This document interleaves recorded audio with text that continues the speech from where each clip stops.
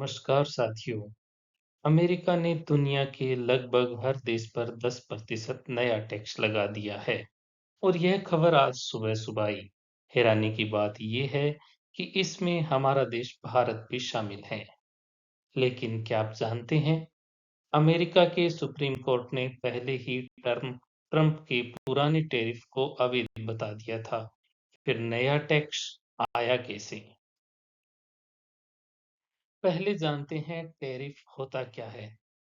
जब भारत से कोई सामान अमेरिका जाता है तो अमेरिका उस पर टैक्स लगा देता है। इसे टैरिफ कहते हैं। मतलब 100 रुपए का सामान अब 110 रुपए में बिकेगा और यही अमेरिका चाहता है कि विदेशी सामान महंगा हो जाए और अमेरिकी सामान ज्यादा बिके। लेकिन पुराना फैसला रद्द क्यों हुआ?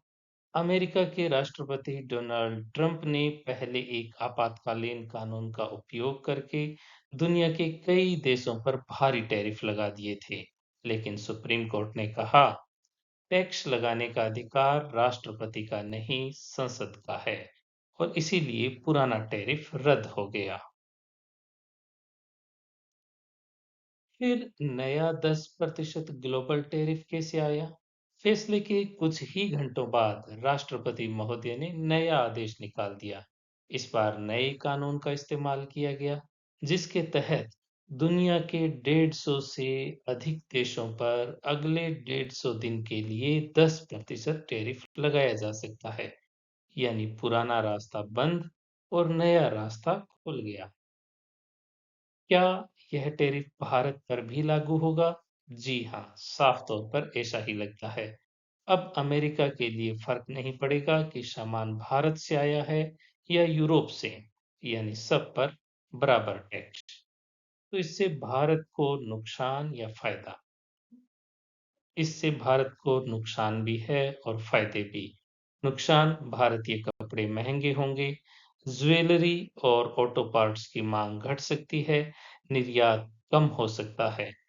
लेकिन फायदा ये है कि अब चीन को भी उतना ही टैक्स देना पड़ेगा, प्रतिस्पर्धा बराबर हो जाएगी और आईटी सेक्टर पर इसका कोई प्रभाव नहीं पड़ेगा। अमेरिका ऐसा क्यों कर रहा है? अमेरिका की सीधी नीति है, हमारी चीजें खरीदो, बाहर की कम खरीदो। इसे कहते हैं आर्थिक संरक्षणवाद, यानी अपनी फैक्ट्री और रोजगार बचाना। लेकिन अमेरिका ऐसा कर क्यों रहा है? तो निष्कर्ष साफ है, यह स्थायी टैक्स नहीं बल्कि दुनिया पर दबाव बनाने की आर्थिक रणनीति है। यानी अमेरिका की रणनीति संरक्षणवाद की है। अमेरिका चाहता है देश व्यापार समझौते करें और उसकी शर्तें माने और आने वाले महीनों में यह वैश्विक राजनीति और अर्थव्यवस्था तय करेगा। यानी एक तरफ अमेरिका है और दूसरी तरफ विश्व के सभी देश। Thank you. धन्यवाद।